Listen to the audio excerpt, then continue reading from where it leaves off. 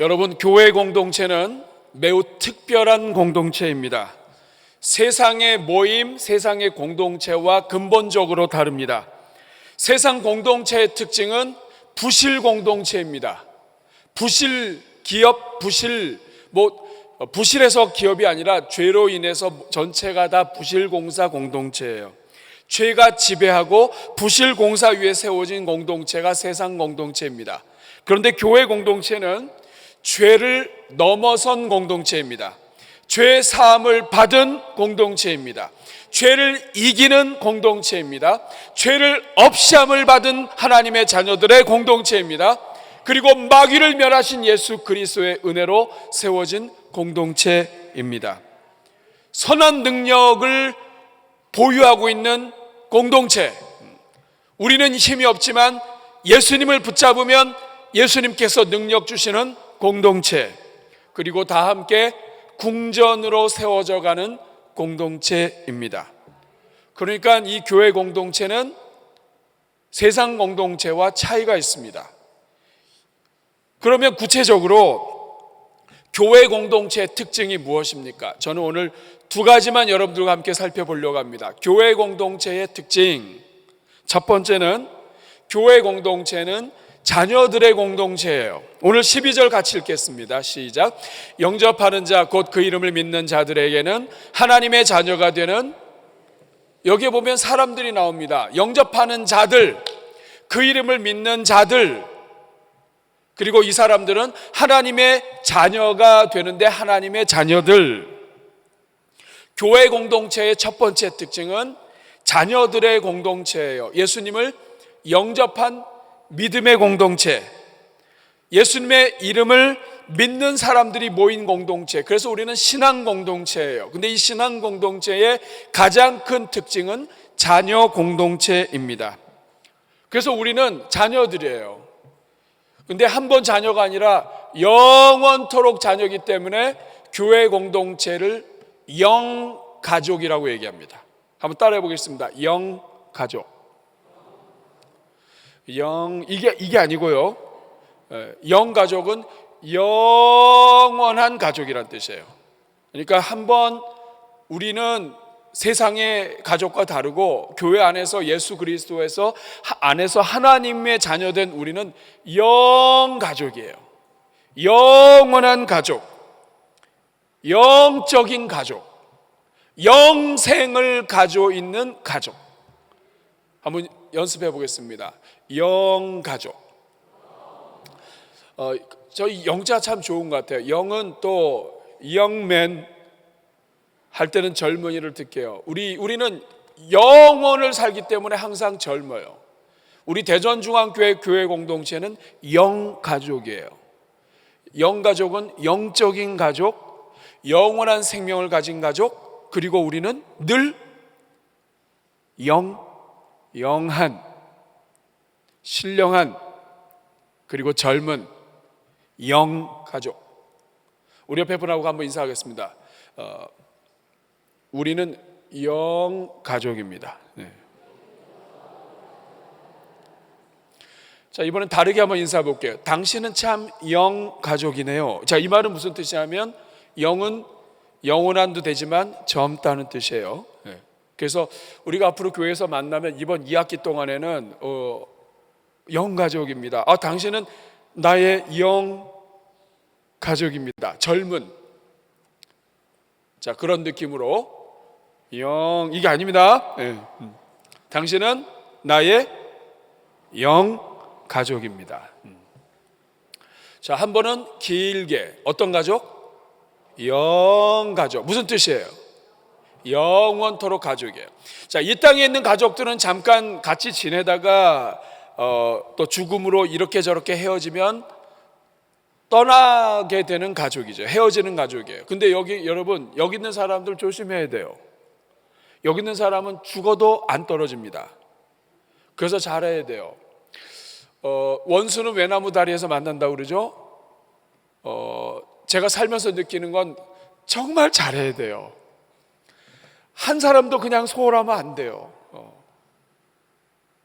제가 이번에 연구원로 미국에 나가 있었는데 대전중학교의 성도님을 만났어요. 무서웠습니다, 여러분.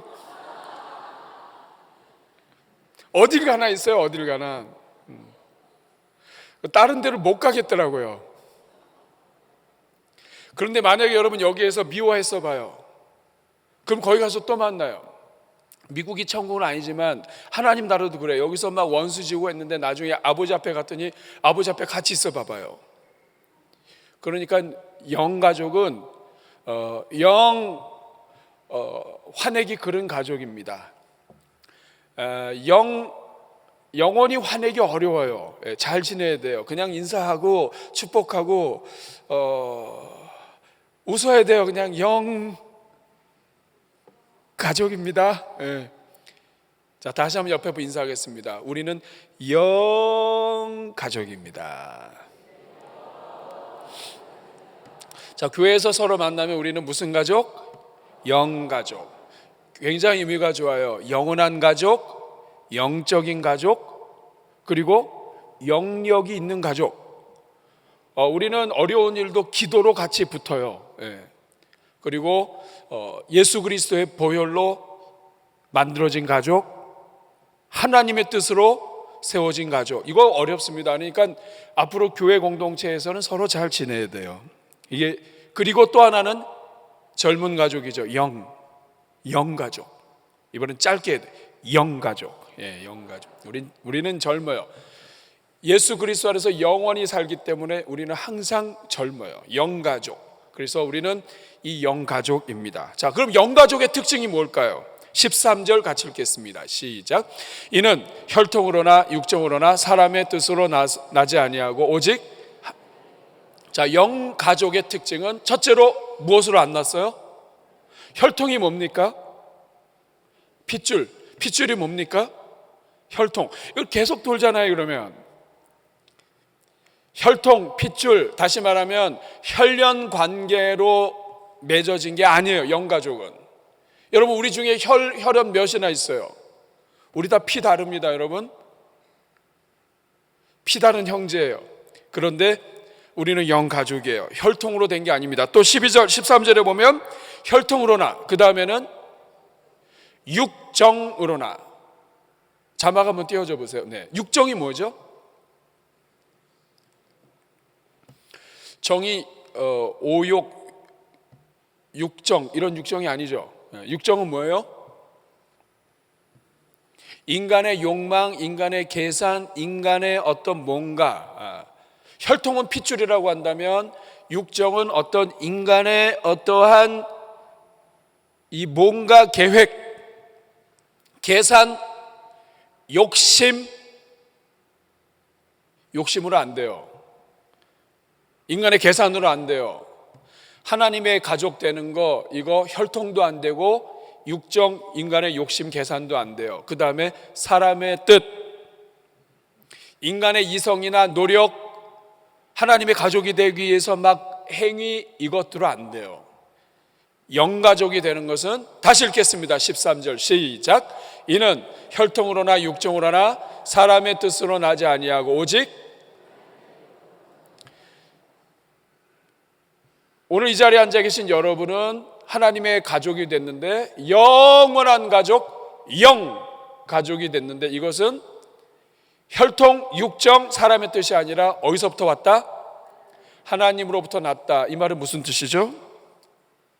하나님의 특별하신 사랑, 하나님의 초자연적인 능력, 내가 정하는 것이 아니라 하나님의 계획과 하나님의 뜻에 따라서 하나님이 오래전부터 선택하셔서, 하나님이 불러주셔서, 하나님의 특별한 사랑이 있어서 가족이 됐다 이 말이에요.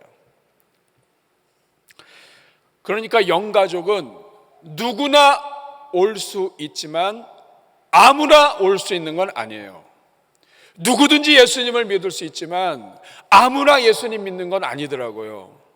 하나님이 도와주셔야 되고 하나님의 특별한 은혜가 있어야 돼요. 우리 옆에 분 인사하겠습니다. 당신은 나의 영가족입니다.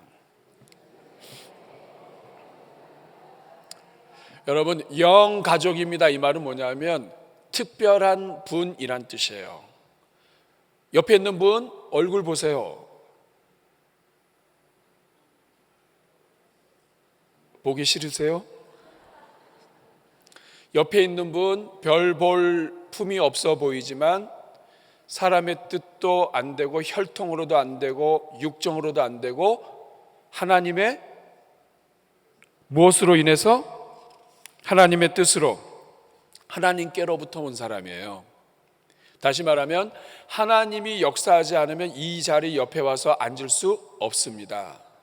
그러면 여러분, 이 사람은 함부로 대할 수 있어요, 없어요? 근데 왜 우리는 함부로 대하죠? 이거 굉장히 큰 신뢰입니다.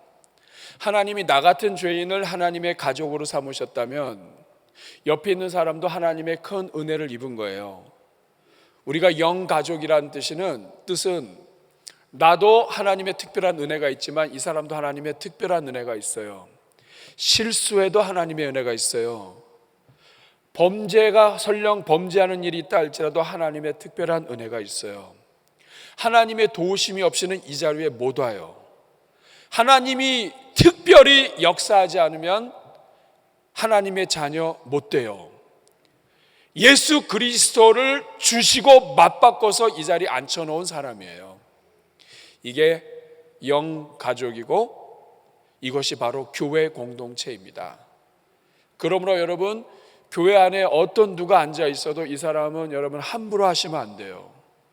오늘부터 우리가 작정을 하겠습니다. 오른손 드시고 저를 따라 주시기 바랍니다. 목사님 왜 이렇게 오늘 굉장히 다이나믹하게 막 손 들고 막 악수하고 막 이렇게 시키죠? 지금 졸릴 때이기 때문에 그래요.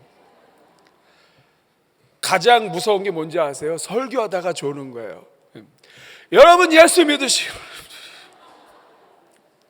지금 이 시간이 얼마나 피곤해. 자, 오른손 드세요. 따라하겠습니다. 나는 오늘부터 교회에 주신 어떤 영혼도 함부로 하지 않겠습니다. 아멘. 손 내려주세요. 이게 신앙 공동체예요. 근데 우리가 오늘 낮에 말씀 때 배웠죠. 우리가 무법자 출신이에요. 그러다 보니까 조금만 화나면 무법자 본성이 나와요. 그러니까 내 뜻대로, 내 방법대로, 내 생각대로 안 되면 방법이 틀린데 정죄하고 이런 게 너무 교회에 많아요. 이거 이제 우리가 없애져 가야 돼요. 따라하겠습니다. 우리는 무슨 가족? 두 가지 영이라고 그랬죠. 하나는, 두 번째는 처음에도 영, 두 번째도 영, 첫 번째는 영가족. 무슨 뜻이에요? 영원한 가족이에요. 가족, 이 땅의 가족과는 헤어져도 이 가족은 또 다시 만나요. 주님 앞에 가서 놀라지 말고 지금 잘해야 돼요. 두 번째는 영가족입니다. 항상 젊은. 하나님은 아브라함의 하나님, 이삭의 하나님, 야곱의 하나님, 산자의 하나님이에요. 우리는 하나님 앞에서 늘 영가족이에요. 젊게 살기를 주님의 이름으로 축복합니다. 두 번째, 신앙 공동체의 두 번째 특징은 성육신 공동체입니다. 따라하겠습니다. 성육신 공동체. 이 말이 무슨 뜻이냐면 신앙 공동체, 교회 공동체는 저절로 이루어진 것이 아니라 예수님의 성육신을 통해 그 결과로 맺어진 공동체다 이거예요. 성육신을 다른 말로 바꾸면 성육신은 자기 자리와 권세와 명예와 특권을 다 버리고 우리를 위하여 죽음으로써 만들어진 공동체다 뜻이에요. 우리 14절 같이 읽겠습니다. 시작. 말씀이 육신이 되어 우리 가운데 거하심에 우리가 그의 영광을 보니 아버지 독생자의 영광이요 은혜와 진리가 충만하더라. 이 14절을 그대로 띄워주시기 바랍니다. 여기에 보면 교회 공동체, 자녀들의 공동체는 말씀이 육신이 되었습니다. 하나님이 태초에 하나님이 말씀이 계셨는데 이 말씀이 하나님과 함께 계셨고 이 말씀이 하나님이세요. 근데 이 말씀이 육신이 돼서 우리 가운데 오셨어요. 그리고 우리와 함께, 여기 보면 우리라는 단어가 나와요. 우리는 공동체입니다. 근데 우리는 어떤 공동체이냐? 육신으로 오신 그분이 함께하는 공동체. 하나님의 아들이 직접 자기를 버리고 이 땅에 오셔서 우리와 함께 하셨기 때문에 생겨난 공동체예요. 하나님의 아들이 육신이 되어서 이 땅에 오신 결과 만들어진 공동체. 하나님의 아들이 잠깐 이 자리에 왔다가 사라진 것이 아니라 죄 많은 우리를 사랑하셔서 지금 이 순간에도 우리와 함께 하심을 통해 만들어진 공동체. 근데 놀라운 사실은 24절을 다시 보시면 말씀이 육신이 되어 우리 가운데 거하심에 우리가 그의 영광을 보니. 교회 공동체는 세상 공동체와 다른 것이 하나님의 아들이 육신이 되어서 성육신에서 우리와 함께 거하시면서 우리와 함께 거하시는 그분, 성육신하신 그분 때문에 하나님의 영광을 우리가 보게 되었고, 그리고 그 영광을 보니 아버지 독생자의 영광이요 은혜와 진리가 충만하더라. 은혜와 진리가 충만한 공동체가 됐습니다. 여러분, 이 은혜와 진리는 이게 같이 가기 어려운 거예요. 은혜는 값없이 주는 거예요. 용서하는 거예요. 사랑하는 거예요. 진리는 옳고 그른 것을 분별할 수 있는 게 진리예요. 여러분, 이 세상은 둘 중에 하나입니다. 진리가 많아지면 은혜는 떨어지고요, 은혜가 높아지면 진리가 약해져요. 근데 은혜와 진리가 어떻게 충만해집니까? 말이 안 되죠. 근데 그렇게 될 수 있는 이유는 진리이신 예수 그리스도께서 우리를 사랑하셔서 십자가 달려 죽기까지 우리를 사랑하시고 우리와 함께 계시기 때문입니다. 이 말은 진리이신 그분이 사랑이시기 때문입니다. 그런데 이 예수님이 성육신 하셔서 우리와 함께 하기 때문에 교회 공동체가 생겨났어요. 그리고 이 교회 공동체는 성육신 하신 예수님 때문에, 인간이 되어서 오신 예수님 때문에 하나님의 모습을 보게 됐고 하나님의 영광을 경험하게 됐고, 그리고 하나님의 은혜와 영광, 진리가 함께하는 공동체가 됐어요. 이것은 무엇을 의미합니까? 이 땅에 있는 교회는 자녀의 공동체이고 성육신의 공동체인 동시에 우리 또한 성육신의 삶을 살도록 부름을 받았다는 뜻입니다. 교회 공동체가 하나님의 영광을 보는 방법은 성육신하는 거예요. 우리는 예수님처럼 성육신할 수는 없지만 성육신이 무엇입니까? 예수님의 모습을 보면 돼요. 빌립보서 2장 6절 8절 같이 읽겠습니다. 시작. 그는 근본 하나님의 본체시나 하나님과 동등됨을 취할 것으로 여기지 아니하시고 오히려 자기를 비워 종의 형체를 가지사 사람들과 같이 되셨고 사람의 모양으로 나타나사 자기를 낮추시고 죽기까지 복종하셨으니 곧 십자가에 죽으심이라. 성육신은 한마디로 나를 버리고 사람들에게 가는 겁니다. 이게 성육신이에요. 근데 여러분, 교회가 나를 위하여 죽으신 예수님의 성육신 때문에 교회 공동체가 생겼다면 교회 또한 예수님을 따라서 성육신하는 삶을 살아야 돼요. 나를 버리고 다가가야 된다는 거예요. 그렇지 않으면 하나님의 영광을 볼 수가 없습니다. 그런데 오늘 이 땅에 있는 교회가 약한 것이 뭐냐면 은혜는 받았어요. 십자가는 좋아해요. 성육신 하신 예수님 보면 은혜가 돼요. 근데 우리는 성육신을 안 해요.